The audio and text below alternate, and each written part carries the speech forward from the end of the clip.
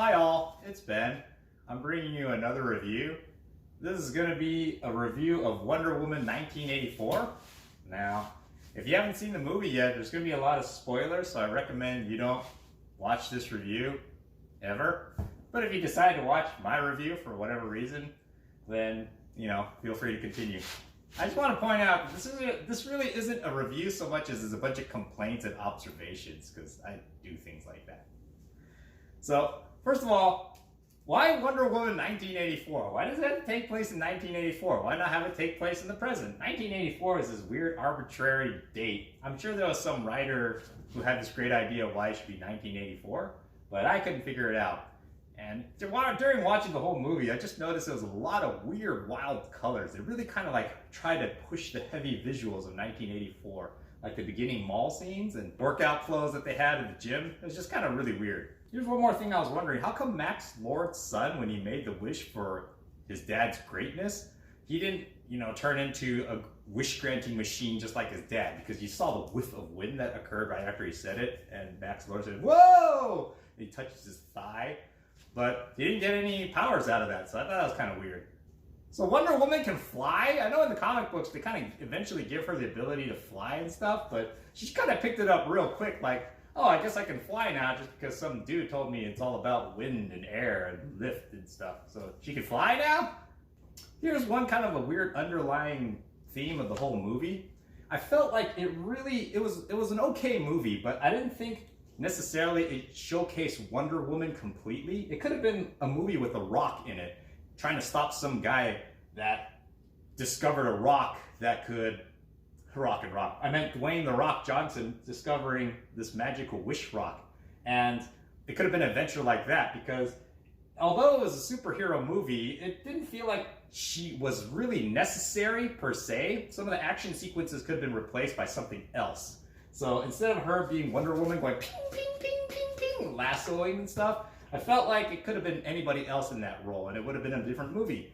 So, I mean, not to say that she shouldn't be in the movie, it was just kind of odd. I just thought it could have been the whole storyline was a little odd, this wishing thing. She lassoed lightning? How does that work? She lassoed a plane? How long is her lasso? It's kind of like very subjective.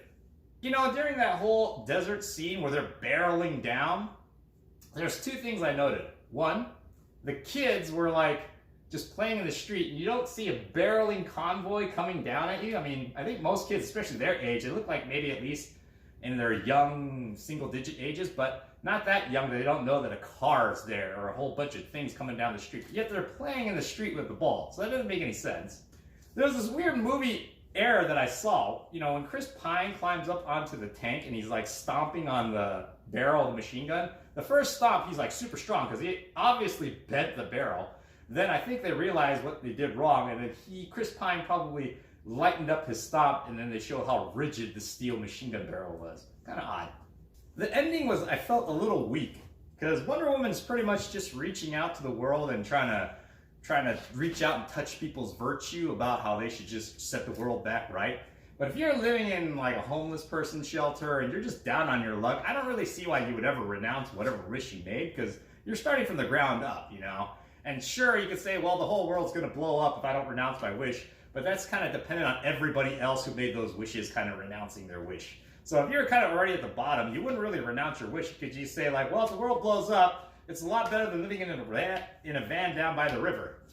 Why did she even bother kind of reaching out to all these human beings out there? The easiest solution seemed like you just kill Max Lord, and then it resets everything. Speaking of the reset, when people started renouncing their wishes, it was kind of crazy. Things were kind of setting things back right. Smoke was going back into the smokestack. Explosions were defying the laws of physics and coming right back. It was like everything just got a clean reset, but then everybody's memory is still the same, so it's kind of odd that would happen. Instead of renouncing the wishes, it should have been something like, I want to undo my wish. Then it could have been like a Back to the Future rollback type of thing. But in renouncing, it seemed like, it didn't follow the consistency. Renouncing should have been, okay, you're going to give the wish back, but then things should have been left like they were. Of course, then the world would have ended, but that would have made a little bit more sense instead of everything rolling back. So, Diana, when she came down with her big golden armor thing, like, that armor thing supposedly was just given to her, and it was supposed to be super strong because Astria, the super goddess, the first Wonder Woman that had it, was able to defeat all these men that were pounding on the armor. But then, you know, Kristen Wiig shows up and like scratches it apart, and then she just arbitrarily dumps the wings. It's like, man, that looked kind of expensive. You should just want to dump that there, and maybe want to take it home and sew it back together. But it was a little odd. And I was surprised, kind of like how weak it was compared to like how I thought magically strong it was supposed to be. There was also that little Easter egg at the end with Linda Carter after the credits roll. That was kind of cool, but I guess it just shows, it kind of opens the door that a future Wonder Woman 3, maybe Wonder Woman 1995 or something is going to happen, or 1999. But I don't know. It was kind of this cool little Easter egg thing because she was the first Wonder Woman in the TV shows. So, as I said, I didn't really review the movie so much as I picked apart these little nitpicky things because I'm a stupid nerd that just like can't let things go.